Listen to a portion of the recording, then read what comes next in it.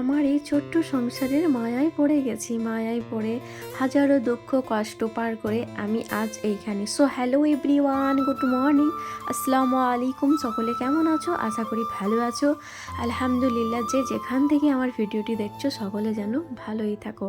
তো আরও একটি দিন, আরও একটি সকাল, আরও একটি ভিডিওতে তোমাদের সকলকে জানাই ওয়েলকাম আমার এই সিম্পল লাইফস্টাইল ব্লগে। আমার এই ছোট্ট সংসারকে প্রচুর প্রচুর ভালোবাসি।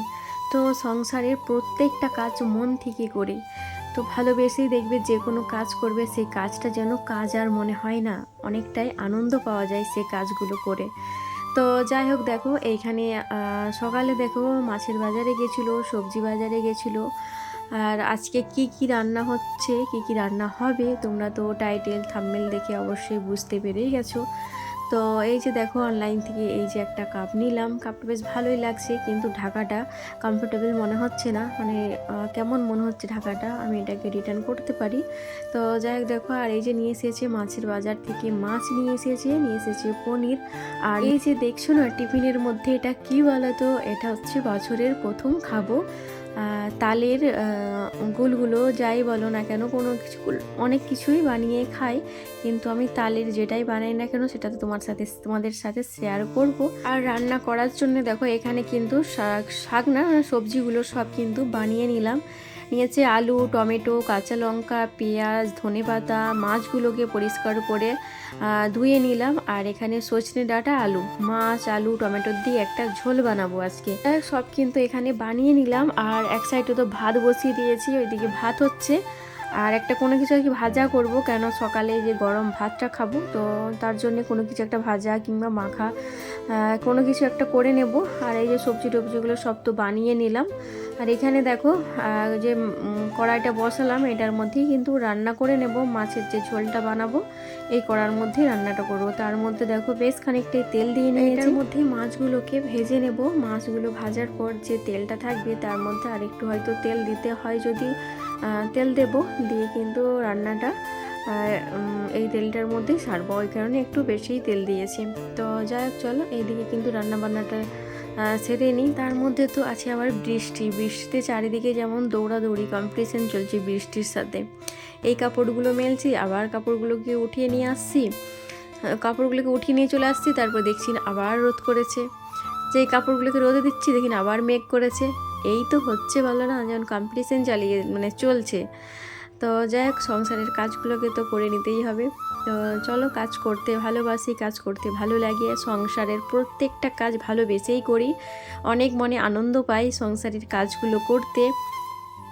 আর প্রত্যেকটা মেয়েরই দেখবে একটা স্বপ্ন যে আমার সংসার পরিপাটি, পরিষ্কার পরিচ্ছন্ন, গোছানো, সব মেয়েরই একটা স্বপ্ন থাকে। তো তার মধ্যে আমি আরেকজন, যে আমি নিজের কোনো কিছু কেনাকাটা মানে কম করলেও কিন্তু সংসারের প্রতি কেনাকাটা আমার কম হয় না।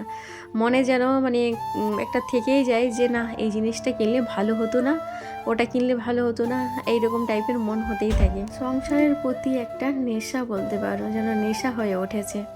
তো যাই হোক চলো, আর এই যে মাছগুলোকে দেখলে দিয়ে দিলাম তেলের মধ্যে দিয়ে পিট করে ভালো করে ভেজে নেব। আর যেহেতু মাছের ঝোল বানাবো না, মাছটাকে একটু কড়া করে ভাজাটাই ভালো। তো ভালো করে কড়া করে ভেজে নিলাম মাছগুলোকে। দেখো সব মাছগুলো ভাজা হয়ে গেছে। তো এই যে মাছগুলোকে ভেজে উঠিয়ে নিলাম। আর আবারও ছেলেদের চলছে গিয়ে পরীক্ষা। আজকে হচ্ছে আগস্ট মাসের 3 তারিখ সোমবার। তো ছেলেদের সোমবার থেকে পরীক্ষা, বড় ছেলে ছোট ছেলে দুই ছেলেরই আমার পরীক্ষা চলছে আগস্ট মাসের 3 তারিখ থেকে। তো মানে আজ থেকে শুরু হয়েছে পরীক্ষা। তো আজকে তো 3 তারিখ। তো যাই হোক চলো, এই যে মাছগুলোকে দেখো, মাছ তরকারিটাকে রান্না করে নিলাম, মানে যেমনভাবে রান্না করে আর কি, সিম্পলভাবে একবারে রান্না করেছি সর্ষে বাটা দিয়ে। টমেটো, আলু একটু ঝোলঝোল থাকবে, তো একবারে সিম্পলভাবেই কিন্তু রান্না করেছি। রান্নাটা বেশ ভালোই হয়েছিল খেতে। আর আমার দুই ছেলে এরকম টাইপেরই মানে মাছের ঝোল খেতে একটু ভালোবাসে।